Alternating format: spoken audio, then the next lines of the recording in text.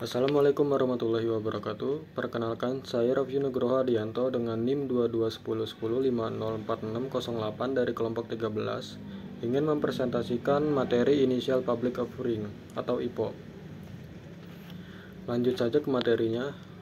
Yang pertama ada pengertian Initial Public Offering atau IPO. Initial Public Offering atau IPO adalah proses ketika sebuah perusahaan menawarkan sahamnya kepada masyarakat umum untuk pertama kalinya melalui pasar modal. Setelah IPO, saham perusahaan dapat diperdagangkan secara bebas di bursa efek.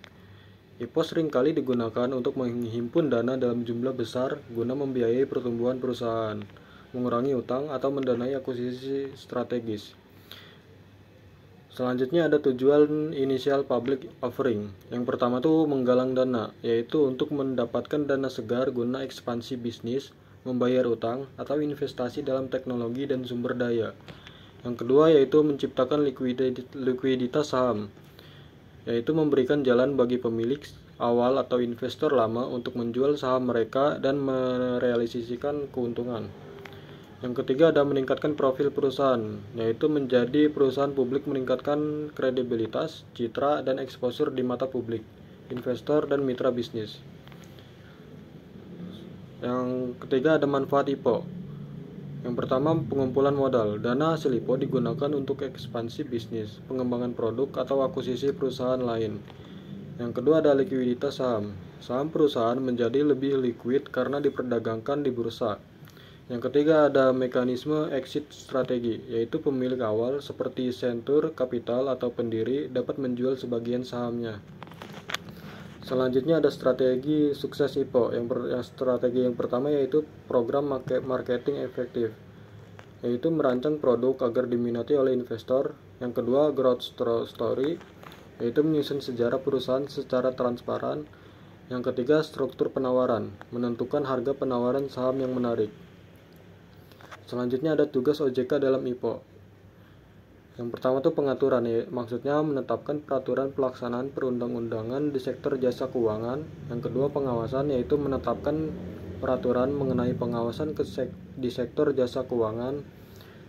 Yang ketiga ada kebijakan, yaitu menetapkan kebijakan mengenai pelaksanaan tugas OJK. Selanjutnya ada risiko dan tantangan yang dihadapi dalam IPO. Yang pertama tuh ketatnya regulasi dan kewajiban pelaporan. Yang kedua itu biaya tinggi. Yang ketiga tekanan dari pemegang saham publik. Yang keempat IPO membutuhkan biaya yang signifikan. Selanjutnya ada kelebihan IPO. Akses ke modal. Yang pertama tuh ada akses ke modal besar melalui IPO. Perusahaan bisa mendapatkan suntikan dana besar dari investor publik. Diversifikasi kepemilikan. IPO memungkinkan perusahaan untuk memperluas kepemilikan saham ke investor publik.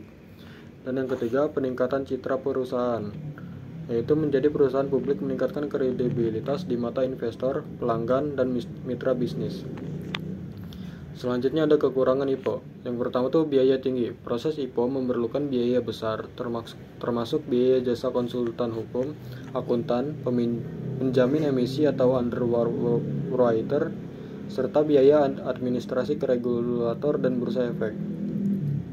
Yang kedua ada fluktuasi harga saham. Harga saham yang fluktuatif bisa berdampak psikologis terhadap manajemen, karyawan, dan investor, bahkan ketika kinerja operasional perusahaan tetap stabil. Yang ketiga ada kontrol manajemen berkurang. Setelah go publik, pemilik lama dapat kehilangan sebagian kendali karena adanya pemegang saham baru. Selanjutnya studi kasusnya. PT Persib Bandung Bermartabat atau PBB tengah mempersiapkan diri untuk melakukan Initial Public Offering atau IPO di Bursa Efek Indonesia pada awal tahun 2026. Langkah ini muncul setelah Persib sukses menjuarai BRI Liga 1 musim 2024 atau 2025 dan menunjukkan perbaikan signifikan dalam manajemen serta struktur bisnisnya. CEO PBB atau Glenn Sukita menyatakan bahwa kondisi klub kini lebih sehat dan IPO bukan lagi sekedar mimpi, melainkan target yang realistis untuk mengakses dana segar demi perkembangan bisnis klub secara profesional.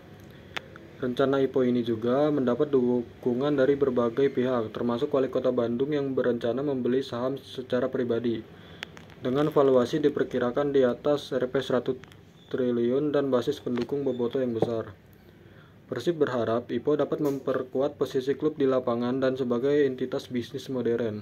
Bursa Efek Indonesia mendukung inisiatif ini, namun menekankan pentingnya persiapan matang dan penerapan tata kelolaan perusahaan yang baik agar IPO berjalan sukses dan memberikan nilai tambah berkelanjutan bagi pemangku kepentingan.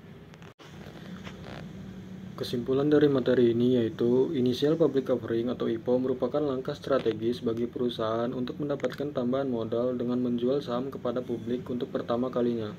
Proses IPO tidak hanya meningkatkan likuiditas perusahaan, tetapi juga memberikan citra positif dan meningkatkan nilai perusahaan di mata investor. Meski demikian, IPO juga memberi tantangan seperti keterbukaan informasi, fluktuasi harga saham, dan tekanan kinerja dari investor.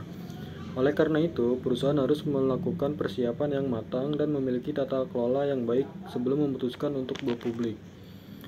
Sekian presentasi dari saya. Wassalamualaikum warahmatullahi wabarakatuh.